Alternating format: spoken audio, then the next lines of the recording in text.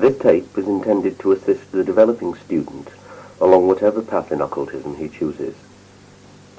There is much information on the nitty-gritty of technique and ritual in the many titles and books which are available at present. However, to the newcomer there is a bewildering range of opportunities and conflicting information, and here we have set out information as succinctly as possible to help him or her become more proficient at his preferred aspect of occultism.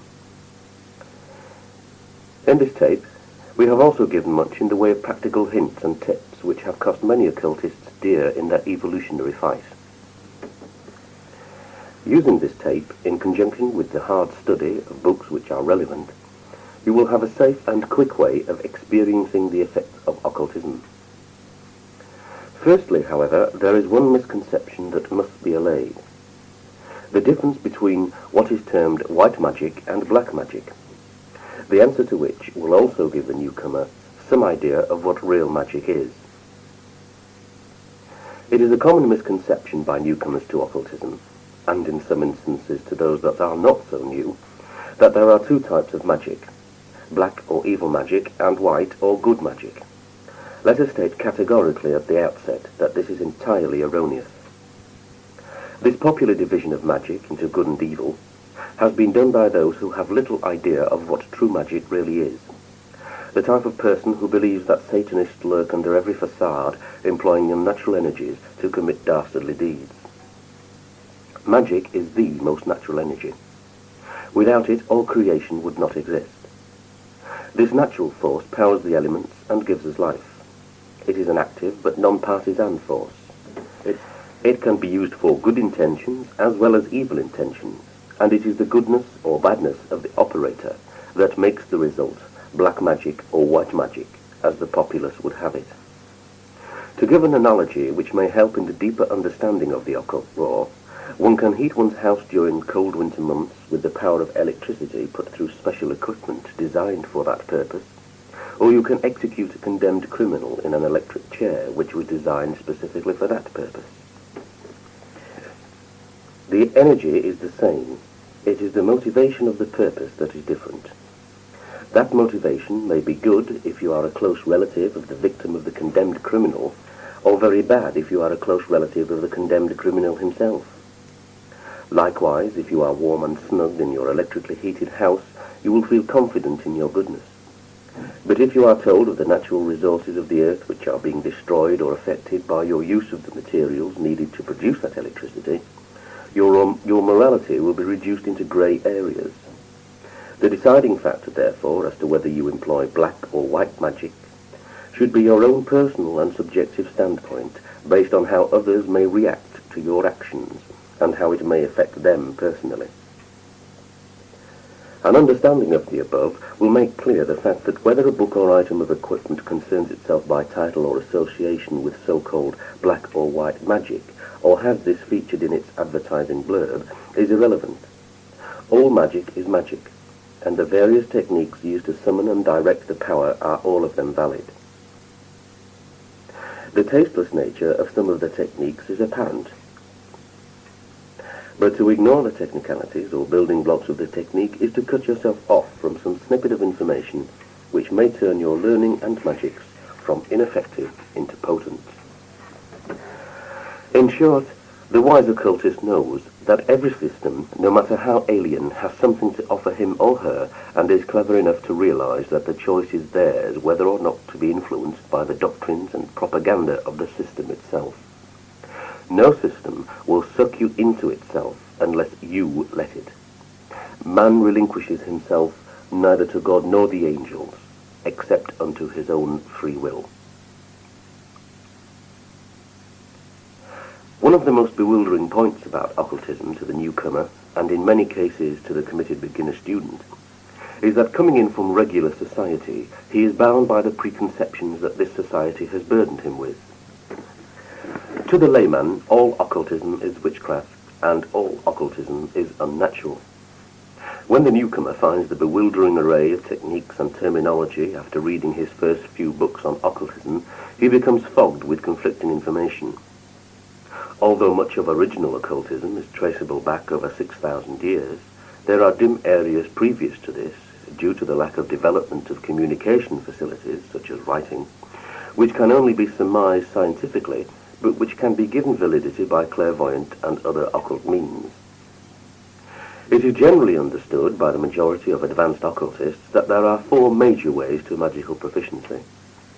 It should be mentioned that within these 4 paths there are a multitude of differing techniques which are similar but individualized, but at the moment, for brevity, we are going to define these 4. You will find that the definition of one may appeal to you more than another, and after conducting study into all these 3 paths with introductory work from the essays book list, you should find one which you want to commit yourself to more fully. Remember that these definitions are not so cut and dried, and there are areas of overlap in technique which are worked by some groups. Witchcraft and paganism. Witchcraft is a worshipful belief in its pure state. It arose with the origins of man. Early in the history of the world, man was lunar in conscience, much more intuitive and psychic than he is now. Our structured society has dulled the psychic centers of man by limiting his experiences. Prehistoric man not only felt and heard and saw and smelled and tasted the elements, but had an empathy, a oneness which was much like a 5th dimension, and made him more attuned to the fates of his existence. From this oneness arose a deep sympathy and awe for the earth and its elemental power, and other levels of existence were actualities to him. Therefore, without structure, name, or division, over all parts of inhabited earth, there arose simultaneously a religion of reverence for the planet. Later, as man became more organized, the experiences of the group at that point on the earth's crust, which had marked a further step forward in his oneness, were entrusted to a priestess, and the dissemination of the word of witchcraft had begun.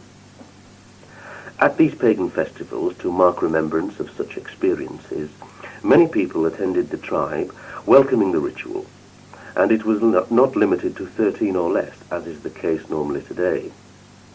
It can be realized that once the Christian Church had become politically powerful at a later date, the 13 officiators, the initiated ones, remained to continue the tradition of pagan religion underground to obviate persecution.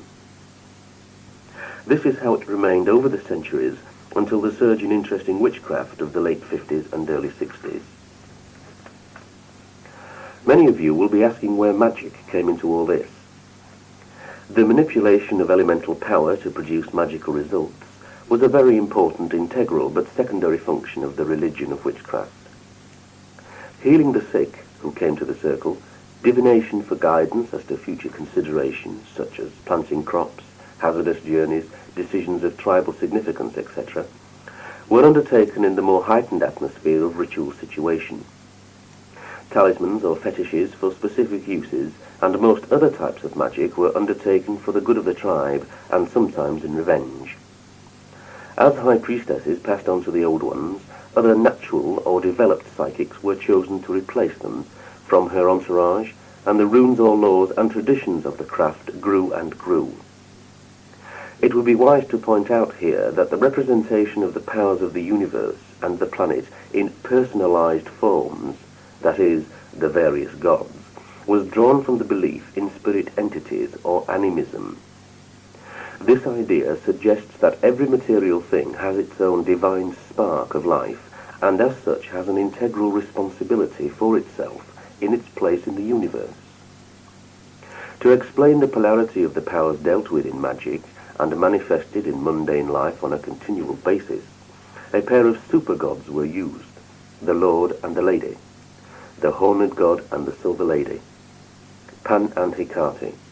There are many names deriving from folk history and mythological origins, but they represent the active male and female forces at work in the universe. Above all, the lady is paramount in strength and power, wisdom and beauty. Witchcraft is the matriarchal religion. During the persecution times, it was a rule in the craft that only the heads of covens had contact or were given information regarding other covens. This to stop infiltration and information leakage via confessions extracted through torture by the inquisitors. Many covens lost contact with each other for long periods, and so it was that traditions became altered by individual circumstance and situation, after a while, so that today there is a foundation of tradition upon which modern witchcraft is built, but the details of which are sometimes slightly different. Therefore, witchcraft is an intuitive, sympathetic, and natural, earth-loving religion. A romantic way of existence, bringing one closer to nature in a way unexperienced previously by concrete conscious man. If you are not gregarious and do not like sentimentalism, then witchcraft may not be for you. It is the way for many. Just one final point. Male and female witches are all termed witches and not warlocks or the like. A queen of the witches is a modern invention which some traditionalists dislike. It is not a democratically enforceable status due to the difficult nature of complete contact with all existing covens. It was coined, as much trivia is in occultism, by the media.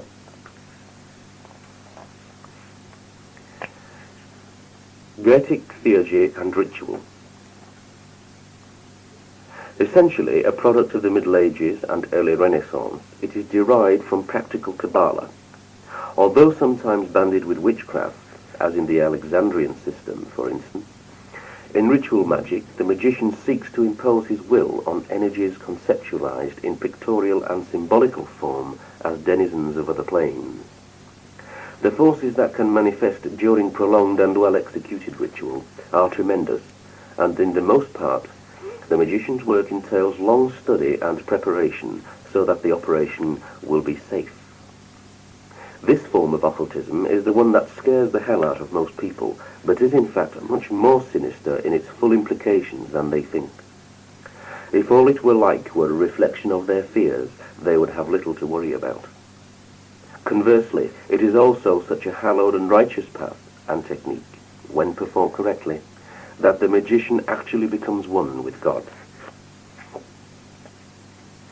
Very simply, by the use of special techniques and visual aids such as elemental weaponry and ritual paraphernalia, all facets of the operation of conscious mind are filled to bursting. With the use of other special techniques of ecstasis, the mind of the magician transcends into other planes of existence, notably the astral plane, which is sometimes termed scrying in the spirit vision, at which level experiences and information withheld from ordinary mortals are undergone for the benefit of divination, information capture, guidance, spiritual evolution, etc. In evocation, much more power is needed to actually bring the subject of the evocation to visible existence, so much so that this is usually beyond the scope of all but advanced practitioners. Invocation is a much more easily attainable result and is more apt and certainly more helpful to the beginner.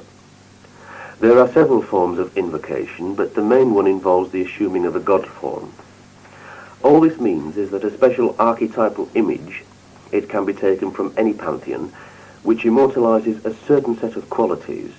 The Egyptian god Thoth is one of the most well-known.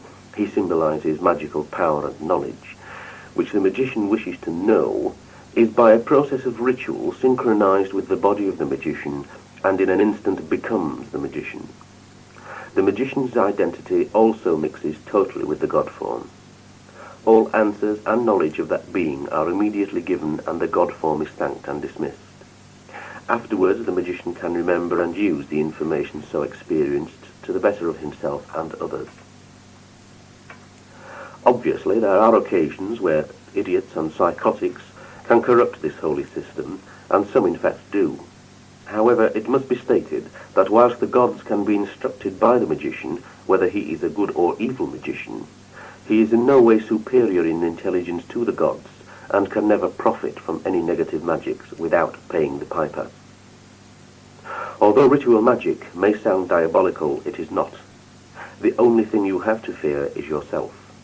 A weak and unprepared character can be taken advantage of by marauding spirits in the lower astral, and although they cannot actually blow you to smithereens right there and then, as Dennis Wheatley would have you believe, they can cause a hell of a lot of trouble, which the wise magician will well do without. One of the advantages of ritual magic is that there are low magic areas in which the beginner can work without contacting any of the troublesome areas. These basic rituals, such as the banishing ritual of the lesser pentagram and solar and lunar salutations, can provide a wealth of safe experience for the would-be student.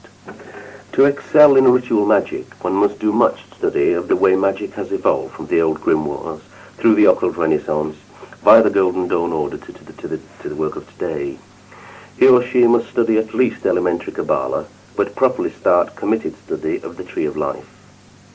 Books by Israel Regardie, Arthur Edward Waite, Dion Fortune, Eliphas Levi, MacGregor Mathers, Aleister Crowley, and Bill Butler will help.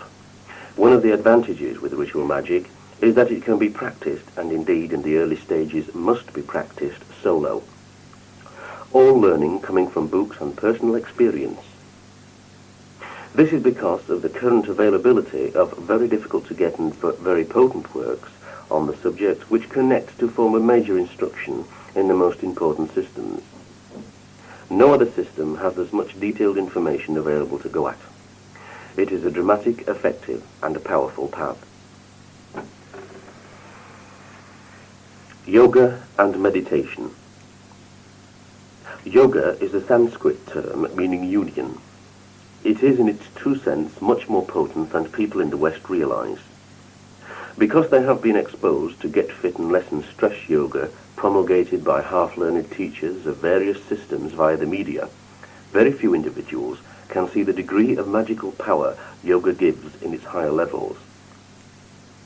Yoga is essentially pacifistic. It is the way of non-action. People who are neither gregarious nor dramatic, but who like the universe to take its own time, find yoga an effective third way. Simply stated, yoga is a system of mind control which demands certain bodily postures for the ease in which those postures allow certain types of breathing.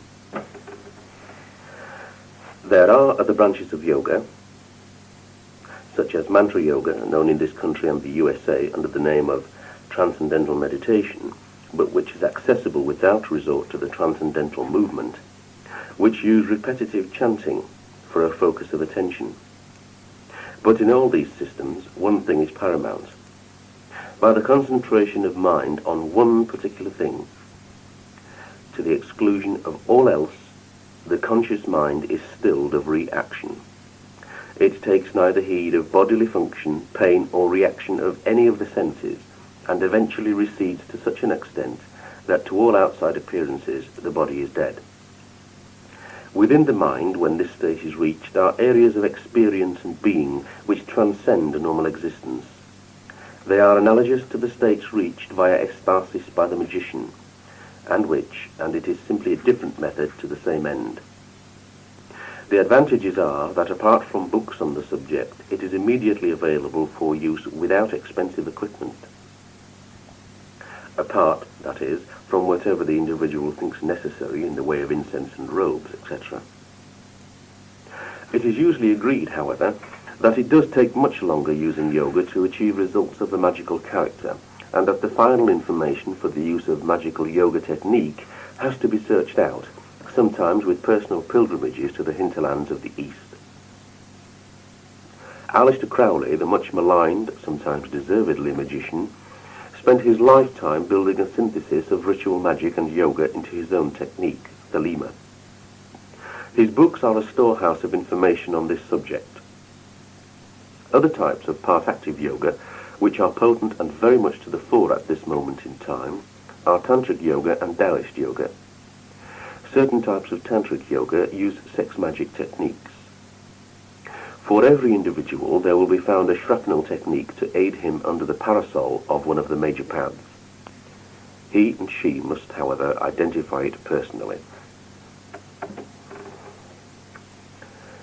Sorcery and shamanism.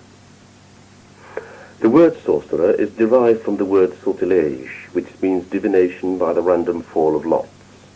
Many centuries ago, however, this term was applied to a certain type of shamanistic magic, and has now become synonymous with it. We shall use this definition in this way, therefore. Sorcery is a natural but indisciplined use of sympathetic and spirit magic, still practiced in areas where tribal origins are not far removed from our technological societies, It pivots on the sensitivity of the tribal archetypal force of the masses and the mystic ability of the shaman. Via a process of voluntary obsession, the shaman can diagnose as spiritual and mundane diseases for those who seek his help. Any problems can be foreseen or an answer to them defined. It is very much analogous with the sorcery used as a practical adjunct to witchcraft, except that the religion is not compulsory and the use of regular rites not a situation that is needed. Some of the results from this type of magic are sufficiently amazing to prove its validity, but the staccato success rate, which is bound up with a natural understanding of psychology by the shaman, and his roguish use of other systems, as in voodoo for instance, using a Christian framework, for flexible purposes, means that the system is entirely individual to the particular shaman, and can only be developed by much personal research or via an apprenticeship, as little on the system's structure exists by way of information. It must be understood that these are generalizations, and that there are pockets of uncorrupted sorcery involving the natural plant drugs available to indigenous tribes of South America and the Indonesian islands, which are extremely potent in system and effect. These are, however, beyond the scope of all but advanced students. In Western occultism, one of the greatest sorcerers was Austin Osman Spare. Sorcery is more dangerous to the uninitiated than other paths, and the beginner would do well to study other aspects first. Satanism and devil worship. As will be gathered from the foregoing categories, Satanism and devil worship are not major aspects of occultism.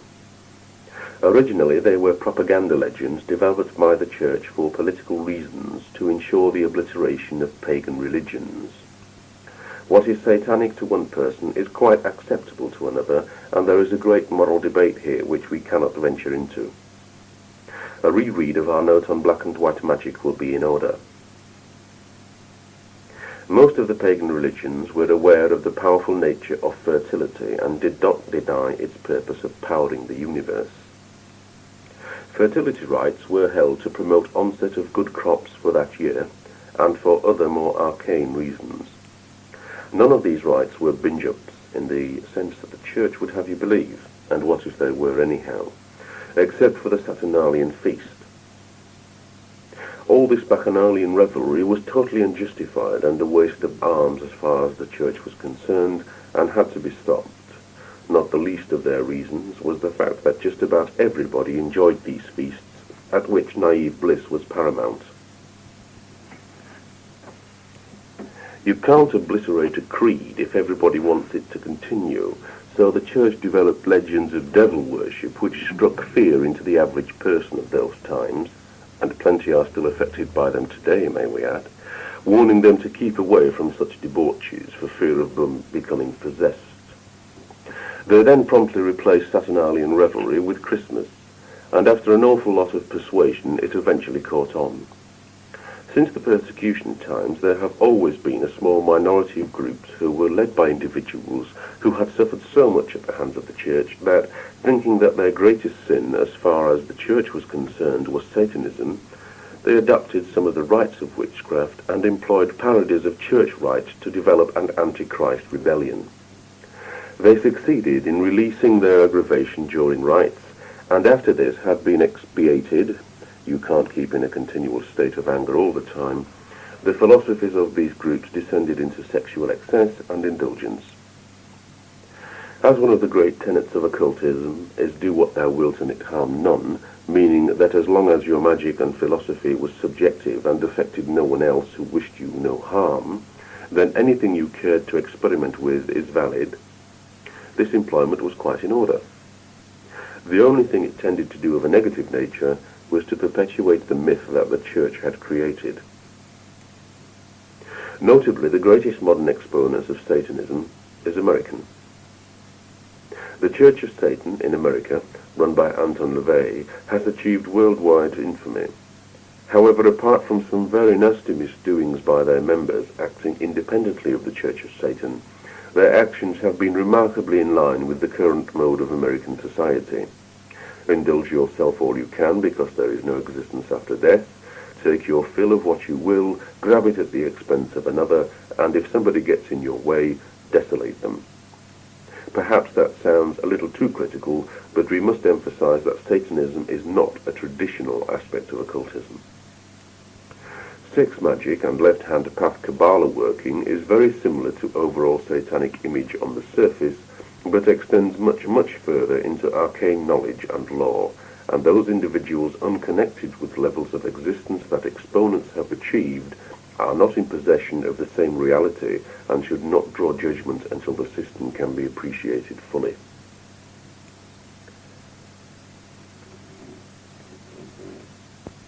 Spiritualism and seances. Spiritism, spiritualism, and seances and mediums. All these are often confused, mixed up to such an extent that they are difficult to differentiate. Spiritualism is the name used by Christian spiritists. They admit most creeds but talk in terminology of the Saviour, of Christ, etc., and the majority of members of their churches are Christian confirmed. Spiritism is the name given to the movement begun in earnest by Allan Kardec in France in the late 1800s. It is essentially the same, but without any real religion bias. Both forms rely on the possession of a medium by spirit entities, the former during a sermon in a church setting, the latter at a séance. A private meeting attended by any containable number of people, usually around a table with the medium at the head, is a séance. The idea is that the congregation give power to the medium and build an electric atmosphere in which she or he can work. Once possession has occurred, messages and warnings are given. Some advanced mediums can also produce psychokinetic effects, and a substance called ectoplasm, which is a fluid plastic goo which assumes a material shape. The development of a medium is quite straightforward, although it is easier if there is a natural ability to begin with. Amateur seancers can get very good results from the use of Ouija boards and automatic writing equipment, and these are indeed one step in the development of mediumship. Do not believe all that you hear of the Ouija phenomenon. It is a genuine occult piece of equipment. Because Spiritism and Spiritualism has little connection with hard occultism, their converts tend to look upon occultism proper as being near satanic, especially spiritualists because of their church leanings. In fact, they would do well to investigate other aspects of occultism, as the techniques used can have a great bearing on the performance of a medium at a séance. After reading the above information and aspects of occultism, it must be understood that all the paths are methods to the same end. As somebody once said, when you're climbing a mountain, you are definitely going up, but everybody needn't climb the same mountain to achieve a bird's eye view. Artifacts for rituals. Why do we need so much in the way of strange and wonderful equipment before we can practice magic? This is a common question from newcomers and early students. The answer is simple. You don't. All you really need to begin with is the basics, explained later, but as ritual is a form of dramatic art, and most ritualists become professionals at it, just as camera buffs begin with Kodak brownies and work up to rollies, the experienced occultist wants equipment which he knows is something special, has been designed specifically for its purpose, and will not let him down. There is a lot of nonsense talked about what you should or should not have in the way of equipment. A 125-pound Kost-Solomnik sword, made from steel, copper and brass, by hand at the correct planetary phases and hours, complete with solar and lunar correspondences, and incorporating a special cavity to take vibration oil, being covered in a strange and mysterious-looking sigils and hieroglyphs, is only different in its impressiveness to an old converted bread knife, not its purpose. Of course, any enthusiastic ritualist would sooner wield the former within a magic circle, embattled by legions of demons, than the latter if he could afford it. The end result would differ little, providing the purpose and use of the weapon was understood. There are items of equipment which are used purely symbolically. There are other items of equipment which are used because of their helpful or practical construction to complete a special act, and there is a third quality which are used as props. This in no way inferring any skullduggery to assist in the performance of the ritual. Although the following list can be amended and even further slimmed down, we think it represents the minimum working requirements for most occult rituals. You need a good incense burner, the 4 elemental weapons, sword or dagger, chalice, wand and pantacle, an altar or an altar covering to turn an ordinary table into an altar, some candles and therefore candle holders, some incense appropriate to the ritual intention, a long cord or chalk or some salt to make the circle, a second incense burner for the triangle of art, candles with holders for the 4 quarters, or small incense burners for joss sticks, some tapers either for covenants or for lighting candles, etc., some anointing oil, a robe if worn, and a bell or horn or gong to ring the changes in consciousness. It must be remembered that with witchcraft there are seasonal rites, and that not all of these items are employed at every ceremony. However, anybody who begins to practice ritual will find that if he purchases items for specific rituals, he will eventually end up after a year or so with most of the above items as standard equipment. To this list must be added, if the occasion demands it, a scourge for initiations, temple sandals if working outdoors or on stony ground or bare boards, red, blue and white cords, horned helmet, flower circlets, crowns, accumulator bowls and crystal or magic mirror, runestones or tarot, human relics, etc. Obviously, we could go on and on as for each individual ritual of divination or initiation, or for welcoming in each season, there are individual demands. The seasonal rituals vary in their complexity, some items being used once a year and some items being made easily by the group or the person. It is generally the case that the paraphernalia of your chosen path is collected in bits and pieces, some of it being made personally if you are practical with your hands, or either by eye trout purchase or by gift. Obviously, the idea in purchasing an incense burner is that it is made for the job and will not suffocate the incense and stop it burning, while at the same time being safe for use and obviating a fire hazard. So this will come into the category of practical equipment. So will candle holders, as in many rituals these have to be moved about and a sturdy holder with a space for burnt or dripping wax is needed. We don't need to dwell on these points too much, but as you may be aware, the elemental forces will get out of control given the slightest provocation, and an excessive fire element may make your ritual go with a bang, literally.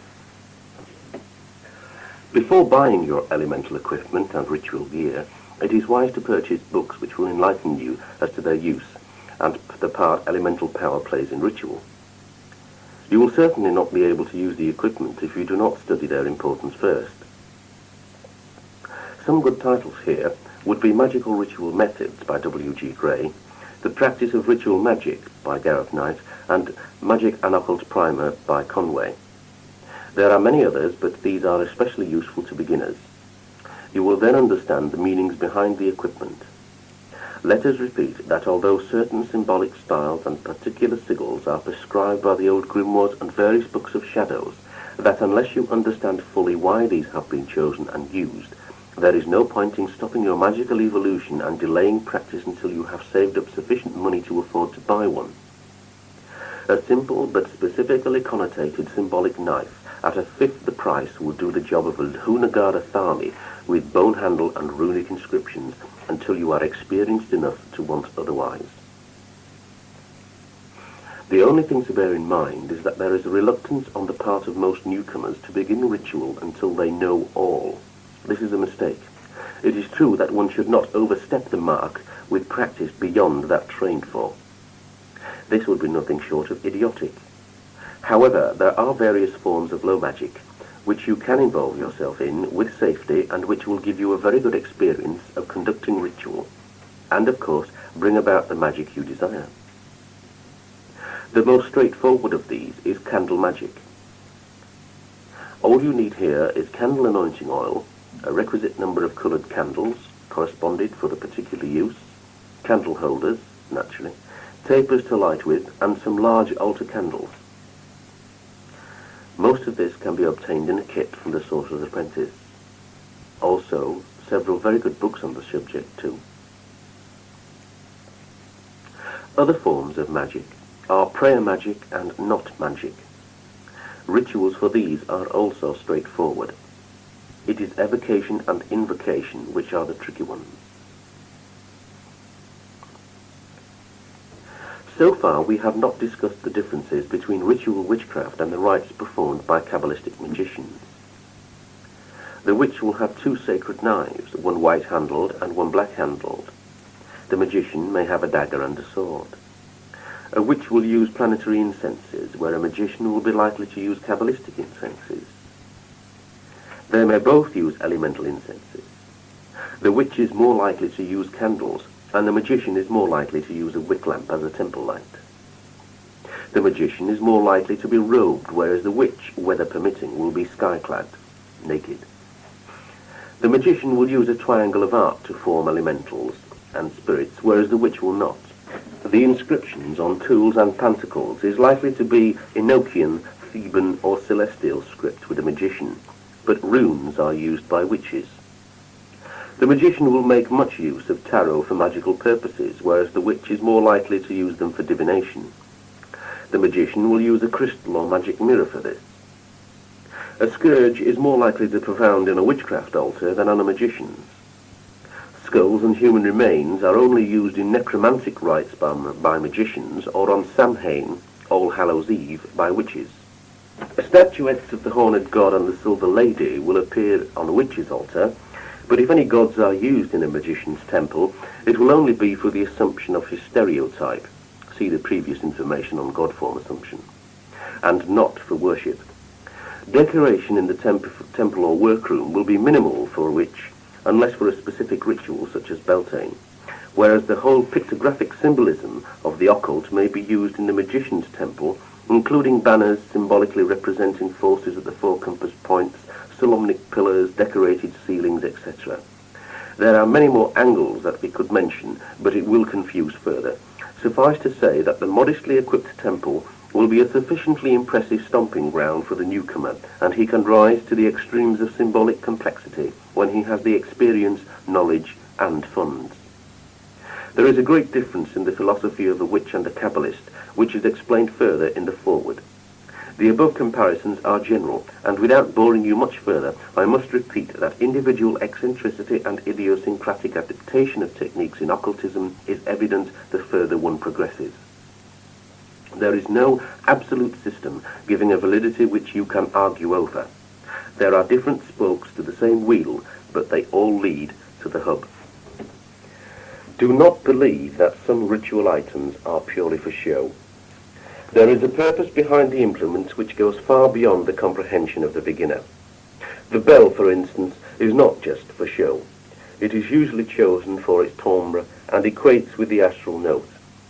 Sound can sometimes assist in astral projection, as the vibrationary rate causes changes in consciousness. See the work on colour later. This bell is rung at specific periods to sound the leaving of one's plane of consciousness and the move on to the next. It is also used in reverse. This enables a track to be kept on reality by the use of the bell, and it is a great safety measure.